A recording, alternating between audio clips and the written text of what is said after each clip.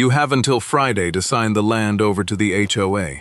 That was the first thing Vanessa Crowley said when I came home after 7 days and found an empty lot where my family's 112-year-old farmhouse had stood. There had been no fire, no storm, no accident. Just bulldozer tracks, broken bricks, and an HOA demolition notice nailed to the only piece of porch they had left behind. Then Vanessa handed me a bill for $48,600. She called the house an abandoned safety hazard and said the board might forgive the demolition costs if I transferred the now vacant property to the association. I didn't yell. I photographed every tire mark, picked up one brick from my grandfather's fireplace, and drove straight to the county records office. Because buried inside the HOA's own sworn demolition filing was a single line identifying the owner they later claimed they could not find. My name was printed beside my correct address, and that one line would eventually cost them $10 million. Vanessa stood beside the vacant parcel in polished boots, holding a blue HOA folder against her chest, as if it were a court order. The structure presented an immediate danger to the community, she said. The board had no choice. I looked past her at the scraped earth. The stone steps were gone. The oak porch posts my father had repaired were gone. Even the foundation had been dug out and hauled away. One narrow section of railing lay beneath a demolition notice, stamped Emergency Abatement. Vanessa opened the folder and handed me 3 documents.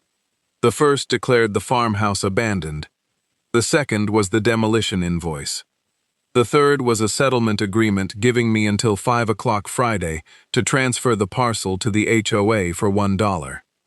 In exchange, the board would consider forgiving the demolition debt and any penalties attached to it. I went through the pages twice. The filing referenced 7 attachments, but Vanessa had included only 6. "Where is attachment 7?" I asked. Her smile disappeared for half a second. "It's an internal administrative page," she said. "It has nothing to do with you." I looked down at the empty space where my home had stood and picked up one surviving brick from the dirt. That missing page was the first sign this had never been an accident.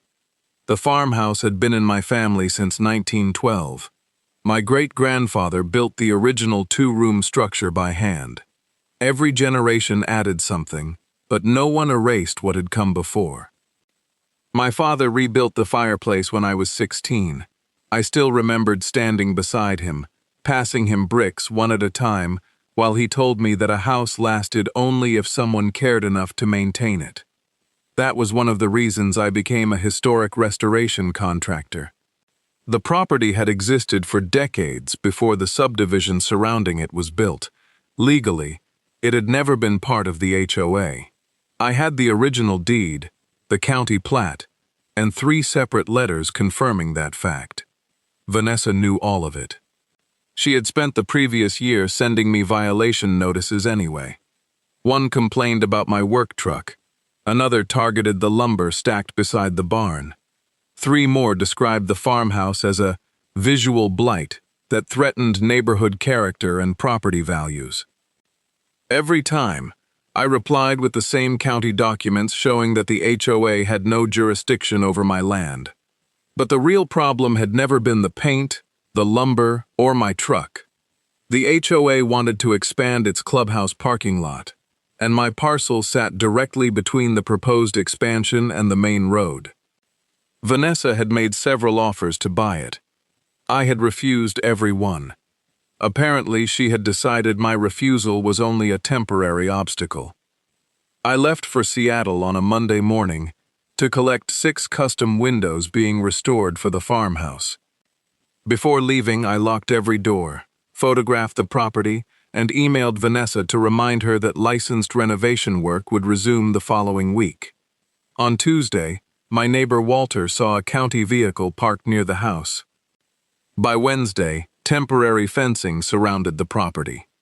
On Thursday morning, a demolition crew arrived with 2 excavators and a roll-off container.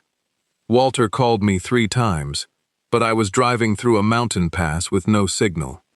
When I finally returned his message, I called Vanessa immediately. She told me not to worry. "It's only a routine safety inspection," she said. "Nothing permanent is happening." By Friday afternoon, the roof was gone. On Saturday, the walls came down. By Sunday, the crew had removed the foundation, hauled away my furniture, and leveled the entire parcel. The contractor's final report claimed the legal owner had been personally notified before work began. I had never spoken to the contractor. I had never received a demolition notice. And the only person who knew exactly when I would return was Vanessa. She called the settlement agreement a courtesy. According to her, the HOA had already spent $48,600 protecting the neighborhood from an abandoned structure. Interest and legal penalties would begin accumulating the following Monday. But she said there was another option. If I signed the property over to the association for $1, the board would erase the demolition charge, release any future lien, and allow me to walk away without further liability. The agreement also required me to surrender every legal claim connected to the house, its contents, and the land. I read the deadline again. Friday, 5 o'clock, less than 4 days after I returned home. Vanessa tapped the signature line with one polished fingernail. "You no longer have a house there," she said. "Keeping an empty parcel doesn't make financial sense." That sentence told me more than the demolition notice ever could. I looked at the attached transfer deed. It had already been prepared before I came home. My parcel number was typed correctly. So was the clubhouse expansion address listed as the HOA's intended use. If this was an emergency, I asked, why was the deed ready before I returned? Vanessa closed the folder. "Sign by Friday, Ethan." I photographed every page and walked away. That night, I started building a timeline. I copied the deed, tax receipts, renovation permits, photographs from the morning I left, Vanessa's emails, the demolition invoice, and the $1 transfer agreement. The next morning, I drove to the county records office. Maria Santos, the deputy clerk, pulled up the HOA's emergency demolition petition. The filing was 43 pages long, including the attachment Vanessa had removed from my copy. At the top of the first page, beneath the parcel number, were the words, "Recorded property owner, Ethan Cole." My full mailing address appeared directly below my name. But near the end of the filing, Vanessa had signed a sworn affidavit stating, "The recorded owner could not be identified or located after reasonable inquiry." Maria read both sections twice. "That doesn't make sense," she said. It made perfect sense to me. The HOA needed the county to believe I could not be reached. Otherwise, they would have been required to notify me, allow time for an independent inspection, and give me the right to appeal before demolition. Maria printed the complete filing and turned to the mailing certificates. The HOA claimed it had sent 3 notices. None of them had gone to the address printed on the first page. They had been mailed somewhere else entirely. When Maria entered that address into the county system, no property appeared. The place where the HOA claimed it had tried to find me did not exist. The first notice had been mailed to 418 Harrow Lane. My address was 481 Harrow Road. There was no 418 Harrow Lane anywhere in the county. Even the zip code on the envelope belonged to a town nearly 40 miles away. All 3 letters had been returned as undeliverable. That might have looked like a clerical mistake, until Maria opened the county system's audit log. 2 days before Vanessa signed the affidavit, someone using the HOA's official account had accessed my ownership record. The log showed the exact parcel, the time of access, and the page containing my correct mailing address. The HOA had not failed to find me. Someone had found me, copied the parcel information, and then mailed the notices somewhere else. I took the records to Rachel Mercer, a property rights attorney who had handled unlawful lien cases before. She studied the filing without speaking. "This is serious," she finally said. "But a wrong address alone won't prove they intended to destroy your house. They'll call it a typing error." I showed her the transfer deed Vanessa had prepared before I returned. Rachel placed it beside the demolition petition. "Then we need to prove 3 things," she said. "Who selected the false address, why they needed the house gone, and why the demolition had to happen before you came home." The demolition invoice gave us the contractor's name, and the contractor still had every email Vanessa had sent him. Cal Dwyer owned the demolition company listed on the invoice. At first, he refused to discuss the job. He said the HOA had provided a valid emergency order and assured him that the owner had already been notified. Then Rachel placed the county filing in front of him. Cal compared my correct address with the false one on the mailing certificates. His expression changed. "I didn't choose that address," he said. "Vanessa sent it to us." He opened his company archive and printed the original work order. The first email was blunt. "Owner is out of state.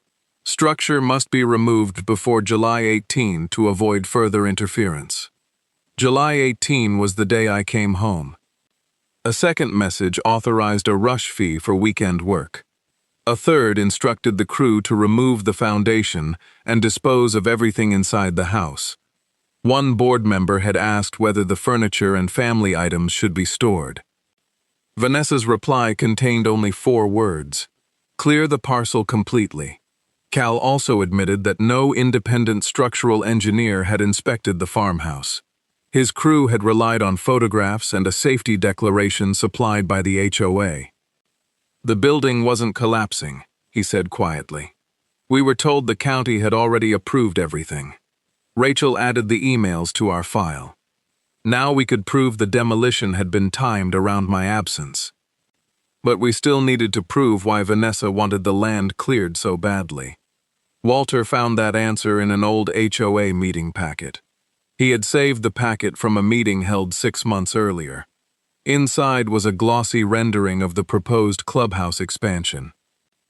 It showed a new event hall, a landscaped entrance, and 60 additional parking spaces.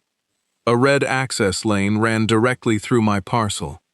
The plan could not work while the farmhouse remained standing. Rachel found the meeting minutes attached to the rendering. One sentence had been attributed to Vanessa. "The coal parcel will become available once the obsolete structure is resolved." That meeting had taken place 4 months before the HOA declared my house unsafe. Financial records showed that the board had already paid for architectural drawings, a traffic study, and preliminary construction bids. The entire project depended on acquiring my land. Rachel laid the documents across her conference table. "They needed your parcel," she said. "You refused to sell. Then they created an emergency, demolished the obstacle, charged you for it, and offered to erase the debt if you surrendered the land." For the first time, the whole sequence made sense. The demolition had not created the land transfer offer. The land transfer plan had created the demolition. Rachel filed for an emergency order blocking the HOA from recording a transfer or making any further changes to the parcel. Vanessa responded the next morning.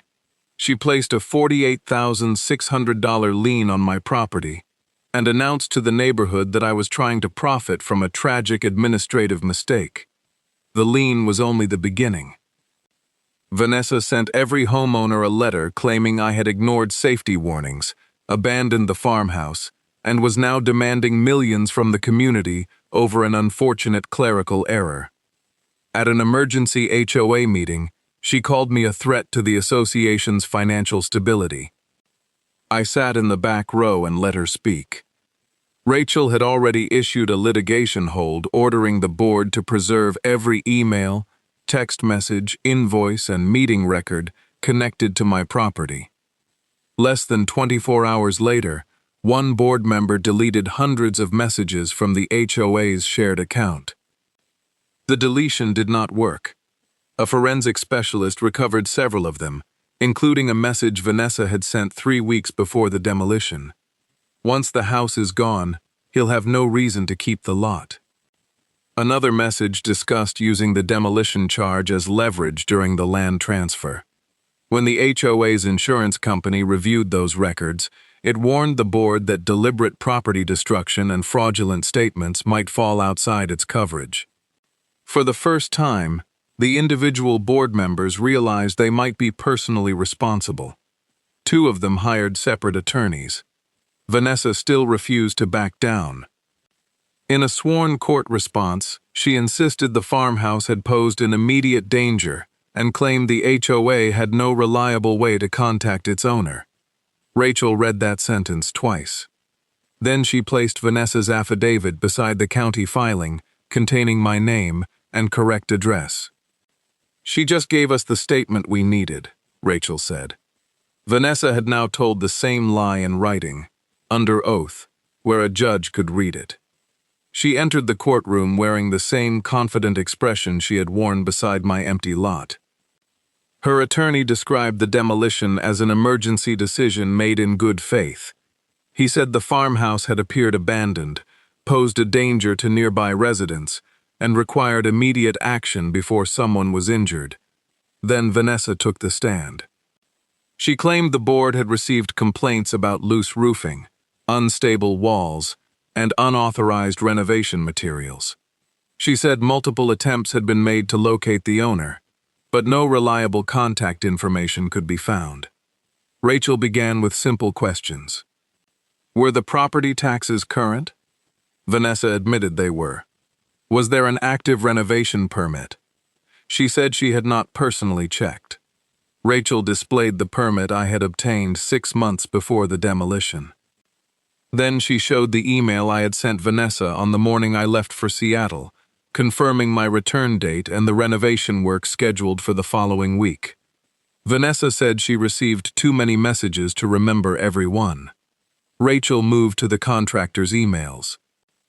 The words "remove before July 18" appeared on the courtroom screen. Vanessa claimed the date had been chosen because of crew availability. Next came the clubhouse rendering, with the proposed access lane crossing directly through my property. Vanessa called it a preliminary concept that had nothing to do with the demolition. Finally, Rachel displayed photographs Cal's crew had taken before beginning work. The roof was intact. The walls were standing. No engineer appeared in any image because no engineer had ever visited the property. Still, Vanessa refused to change her story. "We acted to protect the community," she said. "Mr. Cole could not be located, and no valid owner address was available to us." Rachel walked to the evidence table and lifted the 43-page demolition petition. "Did you review this document before signing it?" she asked. "Yes." "Every page?" "Yes." "And you swore that every statement in it was true?"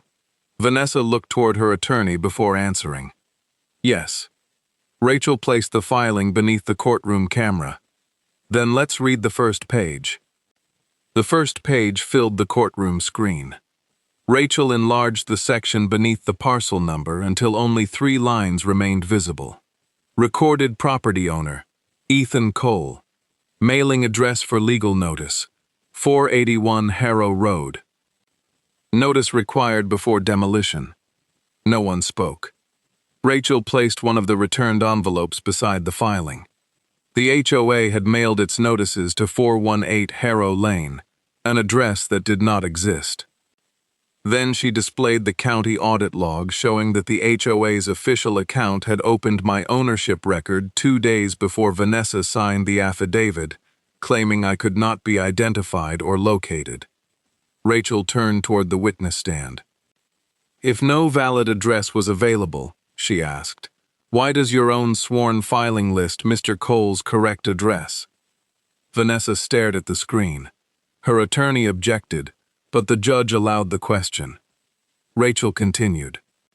"Why did your office access that address before mailing 3 notices somewhere else?" Vanessa said a staff member must have made an error. Rachel displayed the rush order email. "Remove before July 18 to avoid further interference." Then came the recovered message. "Once the house is gone, He'll have no reason to keep the lot. Finally, Rachel placed the $1 transfer agreement on the screen. Its creation date was 3 days before the demolition began. The judge leaned forward. "You prepared a deed transferring the property before you destroyed the house?" Vanessa tried to explain that the documents were unrelated, but every answer created another contradiction. The written ruling came several weeks later. The court found that the HOA had deliberately misrepresented the notice process, abused emergency demolition procedures, destroyed a legally occupied historic property, and used the resulting debt to pressure me into surrendering the land. The $48,600 lien was canceled immediately. The HOA was ordered to fund a complete historic reconstruction under independent supervision. The judgment also covered the contents of the house, temporary housing, loss of use, legal costs, expert fees, compensatory damages, and punitive damages for intentional misconduct. The total exceeded $10 million. Several board members were held personally liable after the insurer refused to cover deliberate fraud. Vanessa had believed that 43 pages of official language would hide what she had done. Instead, the entire case turned on one line she had signed herself: my name, my address, and proof that they had known exactly whose house they were destroying. The reconstruction took almost a year. Because the court required a historic rebuild, the HOA could not replace the farmhouse with a modern shell and call the job finished. Every major detail had to match the original plans: the wood siding, the porch columns, the window dimensions, the fireplace stonework, even the narrow staircase my great-grandfather had built by hand. The 6 restored windows I had driven to Seattle to collect were finally installed across the front of the house. Cal's crew recovered several pallets of original brick from the demolition site. Most were damaged, but enough survived to rebuild part of the fireplace. I kept one brick separate. It was the same one I had picked up from the empty lot while Vanessa stood beside me, holding that settlement agreement. When the fireplace was finished, I placed that brick in the center. Vanessa was removed as HOA president before construction was completed. The board members who had approved the demolition resigned, and the association elected an entirely new leadership team. The new board adopted rules requiring an independent structural inspection before any emergency action, verified notice to every recorded owner, public access to meeting records, and a homeowner legal defense fund. The clubhouse expansion was canceled. The rendering with the access road running through my property disappeared from the community website. The sign announcing the project was removed from across the street. On the morning the farmhouse passed its final inspection, Maria, Rachel, Walter, and even Cal stood with me on the rebuilt porch. Above the front door, I rehung the original wooden plaque: Cole Farm, 1912. Vanessa had believed that once the house was gone, I would have no reason to keep the land. She never understood that the land was the reason the house mattered in the first place. Ownership is not whatever someone with a title, a clipboard, or an HOA folder says it is. Sometimes it is a deed. Sometimes it is an address in a county record. And sometimes it is one quiet line in a document the liar signed herself. 7 days had been enough for them to destroy my home, but one line was enough to make them rebuild it.